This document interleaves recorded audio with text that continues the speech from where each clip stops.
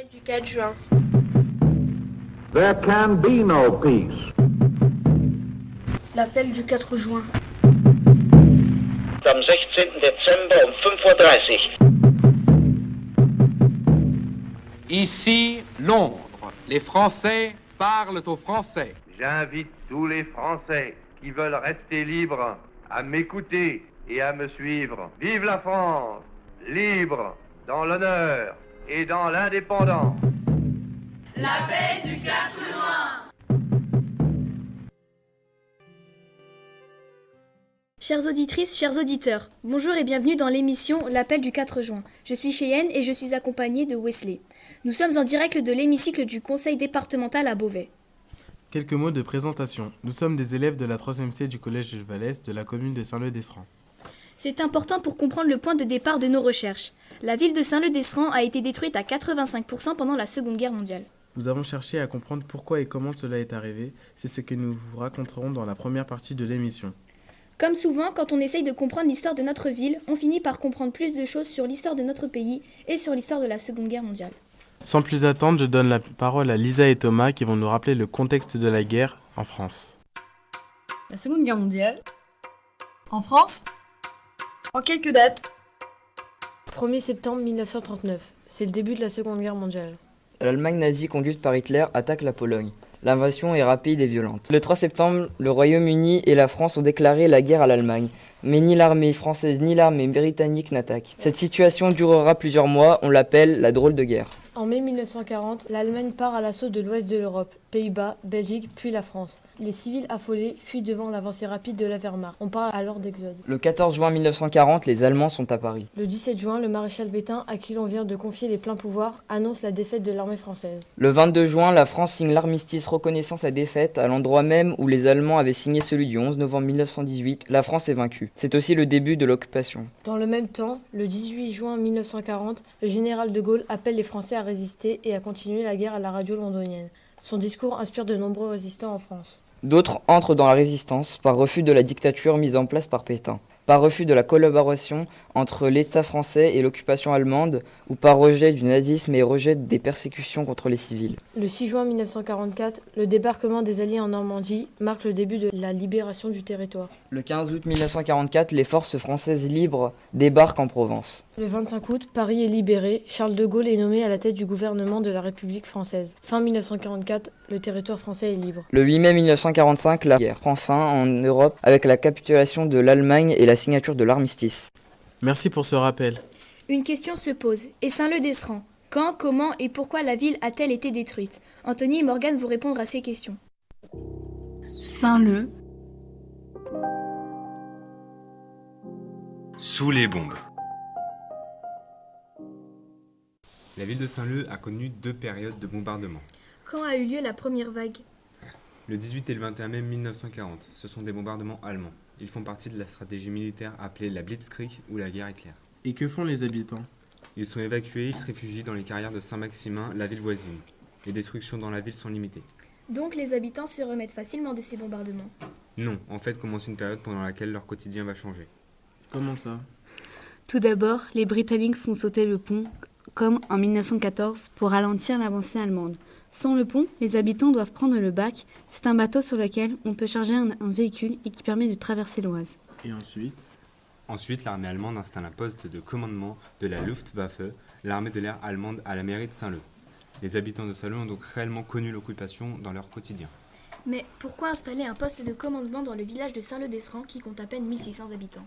En fait, les Allemands ont installé l'assemblage et le stockage des V1 dans les carrières de Saint-Leu. Le V1 est une nouvelle arme que les Allemands ont conçue, une sorte de missile. N'en dis pas plus, Axel et William doivent venir nous en parler. Et donc, les bombardements? La deuxième vague se déroule entre le 17 mars et le 28 août 1944. Une vingtaine de bombardements. Ce sont les Alliés, plus particulièrement la Royal Air Force, qui sont à la manœuvre. Mais pourquoi les Alliés bombardent-ils Saint-Leu? Ils ont appris la présence du stockage et de l'assemblage des V1. Il semble qu'un résistant a fait un plan du site et qu'il a réussi à le transmettre à Londres. Plusieurs V1 avaient atteint l'Angleterre et représentaient donc une menace immédiate pour les Alliés. Vous avez dit que les bombardements avaient eu lieu entre mars et août 1944. Y a-t-il des bombardements plus importants que d'autres? Oui, par exemple, les 7 et 8 juillet, ce sont les bombardements les plus meurtriers. Celui du 5 août est celui qui a fait les destructions les plus importantes. Les bombardiers larguent à chaque fois plusieurs milliers de tonnes de bombes explosifs et incendiaires. Et la population de Saint-Leu? Une trentaine de lupoviciens perdent la vie dans les bombardements. La population a pu être évacuée pour ne pas rester sous les bombes. Et la ville? Après l'été 1944, c'est une ville fantôme. 85% de la ville est partie en fumée. Les habitants ne reconnaissent plus leur ville. Et aujourd'hui, est-ce qu'il reste des traces de ces bombardements? Dans la ville, non. La ville a été complètement reconstruite. C'est une ville très différente d'avant la guerre. Une grande partie de Saint-Leu n'existait pas alors. Mais en sortant de la ville, en face de l'entrée des carrières, on voit encore d'un certain près des trous de bombes. On voit également de petits murets qui servaient dans les installations allemandes. Merci, poursuivons avec Jade qui va nous donner des informations complémentaires sur les circonstances des bombardements. Ce soir, nous irons à la bonne aventure. Bonjour Jade, que peux-tu nous apprendre de plus sur les bombardements? Bonjour à tous. En fait, entre le 4 et le 7 juillet 1944, les habitants de Saint-Leu ont pu entendre à la BBC, la radio de Londres, un message qui leur était adressé et qui leur a permis d'évacuer à temps avant les bombardements. Quel était le contenu de ce message? Il disait « Ce soir, nous irons à la bonne aventure ». Mais c'est quoi la bonne aventure? En fait, Bonaventure est le nom de famille de Léonard Bonaventure, garde-barrière d'un passage à niveau de notre ville, près des carrières où étaient montés les V1. Mais je ne comprends pas quel est le rapport entre Monsieur Bonaventure et les bombardements. Selon ce que m'a raconté sa petite fille, Madame Denise Jaillard, Monsieur Bonaventure avait remarqué une circulation importante de matériel transporté par les Allemands entre la ville du Petit Terrain et les carrières de Saint-Leu. Il a transmis ces informations à des lupoviciens résistants qui ont réussi à la faire parvenir jusqu'en Angleterre. Et que s'est-il passé pour Monsieur Bonaventure? Il a reçu quelques visites de la Gestapo du fait de son nom, mais il n'y a pas eu plus de conséquences. Y a-t-il une trace de cette histoire dans la ville? Oui, aujourd'hui il y a une plaque rue Henri Barbus sur la maison de Monsieur et Madame Jaillard, 10 ans. En hommage à nos grands-parents, Monsieur et Madame Bonaventure, gardiens du passage à niveau près de la carrière des V1 allemands. Leur nom a servi de message sur Radio Londres pour avertir la population de Saint-Leu-d'Esserand des bombardements du 4 juillet 1944 et des jours suivants. Le message s'intitulait ainsi « Ce soir, nous irons à la bonne aventure ». Eh bien, merci pour ces informations, Jade. Voilà qui nous éclaire un peu plus sur les raisons pour lesquelles Saint-Leu a été bombardé. Cela fait plusieurs fois qu'on nous parle des V1 qui étaient stockés et montés à Saint-Leu. William et Axel vont enfin lever le mystère sur ce qu'on appelle les armes secrètes d'Hitler. Les armes secrètes d'Hitler. Cela fait plusieurs fois que l'on mentionne les V1. De quoi s'agit-il? Les V1 sont la première version d'une arme nouvelle et secrète. Cela vient de l'allemand Vergeltungswaffe qui se traduit par arme de représailles. Plus tard, il existera des V2. Pourquoi les appelle-t-on des armes de représailles? Pour Hitler, ce sont des armes qui doivent permettre de se venger des bombardements britanniques sur Berlin. Donc comment les V1 fonctionnent-ils? Le V1 est une arme explosive ressemblant à un avion. Pour lancer ce missile, il lui faut une rampe de 45 mètres. Ensuite, un moteur actionne l'hélice qui lui permet d'avancer à 600 km/h. Il atteint alors le sud de l'Angleterre en 15 minutes. La quantité de carburant chargé était calculée en fonction de la distance à parcourir. Quand il tombait en panne sèche, l'hélice s'arrêtait et le missile tombait. Au moment de l'impact avec le sol, les 800 kg d'explosifs pouvaient provoquer des dégâts importants. Les V1 sont donc un avantage stratégique pour les nazis? Dans un premier temps, oui. Mais très rapidement, les Anglais apprennent à les repérer. Au bruit d'abord, et puis ils se repèrent facilement à l'œil nu. Beaucoup sont abattus en vol. J'ai entendu aussi parler des V2. De quoi s'agit-il? Le V2 est aussi une arme secrète, mais elle est très différente du V1. Le V2 était lancé à la verticale et atteignait rapidement la stratosphère à plus de 5000 km/h. Ils arrivaient en 5 minutes en Angleterre.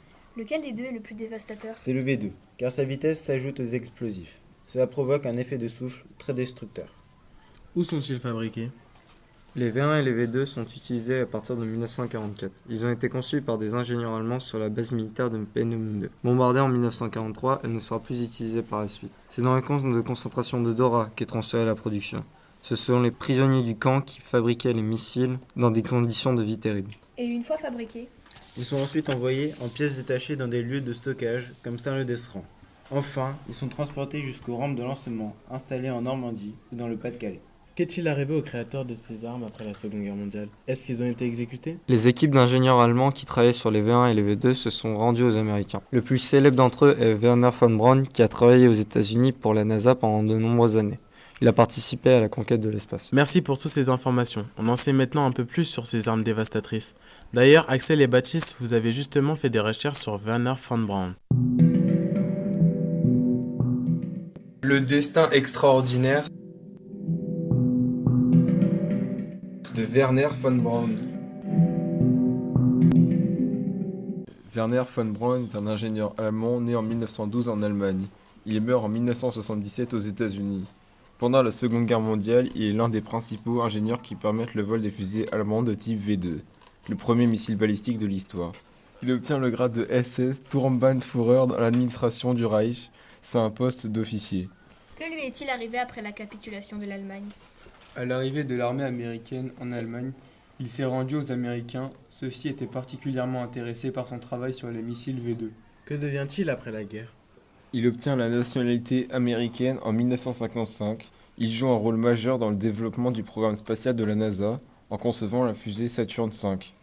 C'est une des clés de la réussite du programme Apollo qui permet d'envoyer le premier Américain sur la Lune en 1969. Mais von Braun est un nazi, non? Von Braun a toujours eu une relation complexe avec le régime nazi.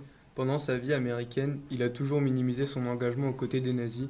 Pourtant, pendant la guerre, il joue un rôle important dans l'effort de guerre allemand. Il connaissait les conditions de travail inhumaines des déportés chargés de construire les V2 dans les tunnels de Dora, qui ont conduit à la mort de milliers d'entre eux. En effet, c'est un personnage au destin extraordinaire.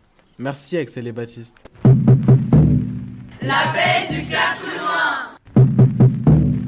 Après l'occupation vient la libération du territoire. Elle est possible grâce au débarquement en Normandie et en Provence. D'ici quelques jours commenceront les commémorations qui célébreront le 75e anniversaire du débarquement. Pendant le voyage de mémoire, nous avons eu l'occasion de rendre hommage à des soldats canadiens qui avaient participé au débarquement. Nous nous sommes recueillis dans un cimetière canadien. Après quelques mots, nous leur avons dédié une minute de silence. Thomas nous livre ses impressions pendant ce moment de recueillement. La paix du 4 juin. Pour préparer le débarquement. Merci à vous, soldats des forces alliées, de nous avoir rendu notre dignité et notre liberté. En mémoire de tous ces hommes tombés sur le sol de France, je vous demande une minute de silence. Bon, c'est parti.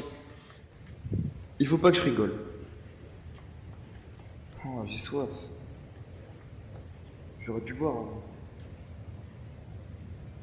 Et une minute, c'est quand même un peu long, quoi, quand on regarde le sol. C'est quand même impressionnant la propreté du lieu et l'alignement des stèles. Tout est bien rendu. Et si c'était des gens de ma famille qui étaient dans ce cimetière? Franchement, ces Canadiens, ils avaient un sacré courage. Moi, jamais j'aurais eu ce courage. Sans eux, je ne sais pas comment le territoire aurait été libéré. Merci pour eux. Wow, c'est déjà fini. Maintenant, chantons la Marseillaise.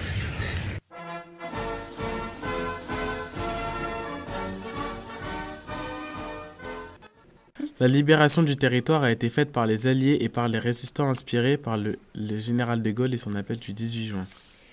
Face à leurs actions, les nazis utilisaient tous les moyens possibles pour les arrêter et pour dissuader la population de les rejoindre. Dorian, Laure et Manon vont nous présenter le Mont Valérien, un lieu dans lequel la répression nazie a été importante. Pour une France libre! C'est quoi le Mont Valérien? C'est une forteresse construite près de Paris au XIXe siècle.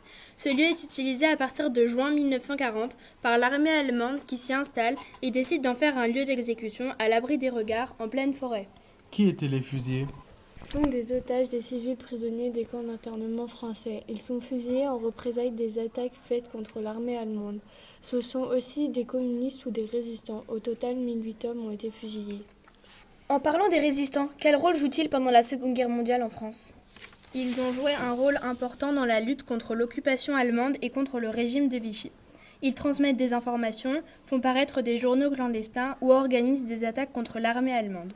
Plusieurs groupes de résistants ont d'ailleurs été arrêtés et exécutés au Mont Valérien, comme le groupe Nemrod dirigé par Honoré Destendorf. Parlez-nous un peu plus des exécutions. Les prisonniers étaient amenés de différents camps d'internement par camions militaires. S'ils étaient nombreux, ils patientaient dans une petite chapelle dans laquelle ils gravaient leurs noms sur les murs. Les prisonniers étaient ensuite conduits dans une clairière, attachés au poteau, puis fusillés par les soldats de l'armée allemande. Et aujourd'hui, que fait-on au Mont Valérien? C'est un mémorial qui se visite. Pour honorer les victimes, un artiste a fondu une cloche sur laquelle sont gravés les noms de tous les fusillés. À l'entrée, une flamme reste allumée devant une croix de Lorraine qui est l'un des symboles de la résistance. Merci pour toutes ces informations. Lors de notre visite, ce qui nous avait particulièrement émus étaient les fusiliers et leurs lettres qu'ils écrivaient. Des lettres? Les fusiliers avaient la possibilité d'écrire une dernière lettre à leurs proches pour leur dire adieu. L'une des plus célèbres était celle de Missak Manoukian, chef du groupe Manoukian.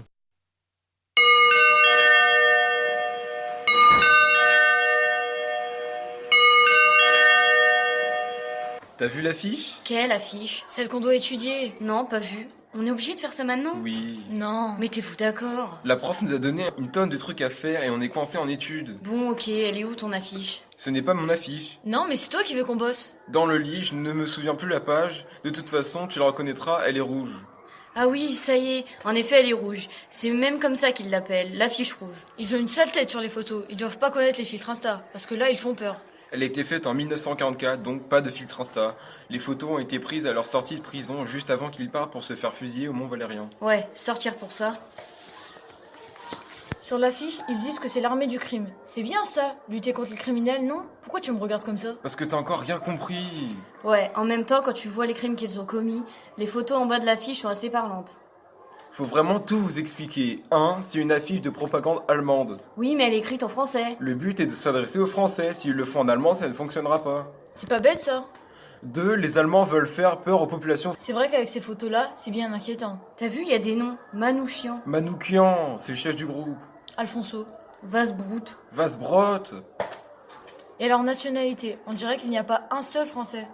En effet, ce sont des résistants étrangers, mais qui se battaient contre les Allemands pour se libérer du territoire français de l'occupation. Sur l'affiche, les Allemands soulignent qu'ils sont étrangers. Ils veulent faire jouer la xénophobie des Français. La quoi? La xénophobie, franchement, même moi je sais ça. C'est le rejet, la peur des étrangers. C'était pour voir si tu suivais. Et ça a marché la xénophobie? Non, en fait, en 1944, les Français rejettent l'occupation allemande. Ils attendent la libération. Sur certaines des affiches, des gens avaient écrit dessus « Mort pour la France ». La classe. Mais c'était qui en fait sur l'affiche? C'est le groupe Manoukian du nom du leader au centre de l'affiche, Missak Manoukian. Ce sont des communistes immigrés qui ont fait des actes de résistance à Paris. Ils s'en prenaient souvent à des soldats allemands, des officiers notamment. Tu m'étonnes qu'ils les ont fusillés. Et vous saviez qu'il avait laissé une dernière lettre? Louis Aragon, un poète du XXe siècle, en a fait un poème. Strophe pour se souvenir de Louis Aragon. Vous n'avez réclamé la gloire, ni les larmes, ni l'orgue, ni la prière aux agonisants. 11 ans déjà. Que cela passe vite, tonton. Vous vous étiez servi simplement de vos armes. La mort n'éblouit pas les yeux des partisans. Vous aviez vos portraits sur les murs de nos villes, noirs de barbe et de nuit hirsutes menaçants. L'affiche qui semblait une tache de sang, parce qu'à prononcer vos noms sont difficiles. Il cherchait un effet de peur sur les passants. Nul ne semblait vous voir français de préférence. Les gens allaient sans yeux pour vous le jour durant. Mais à l'heure du couvre-feu, des doigts errants avaient écrit sur vos photos « Mort pour la France ». Et les morts le matin en étaient différents. Tout avait la couleur uniforme du givre. À la fin février, pour vos derniers moments, et c'est alors que l'un de vous dit calmement « Bonheur à tous, bonheur à ceux qui vont survivre. Je meurs sans haine en moi pour le peuple allemand. » Adieu la peine et le plaisir, adieu les roses, adieu la vie, adieu la lumière et le vent. Marie-toi, sois heureuse et pense à moi souvent, toi qui vas demeurer dans la beauté des choses. Quand tout sera fini, plus tard en dérivant, un grand soleil d'hiver éclaire la colline, que la nature est belle et que le cœur me fond. La justice viendra sur nos pas triomphants. Ma Mélinée, ô mon amour, mon orpheline. Et je te dis de vivre et d'avoir un enfant. Ils étaient 23 quand les fusils fleurirent. 23 qui donnaient leur cœur avant le temps. 23 étrangers et nos frères pourtant. 23 amoureux de vivre en mourir. 23 qui criaient la France en s'abattant. La paix du 4 juin. Nous tenions à remercier le conseil départemental qui nous a permis de faire de nombreuses visites et de participer à un voyage de mémoire. Nous avons appris beaucoup cette année et nous espérons avoir pu vous transmettre cela. Au revoir. La paix du 4 juin. Paris, Paris outragé, Paris brisé, Paris martyrisé, mais Paris libéré.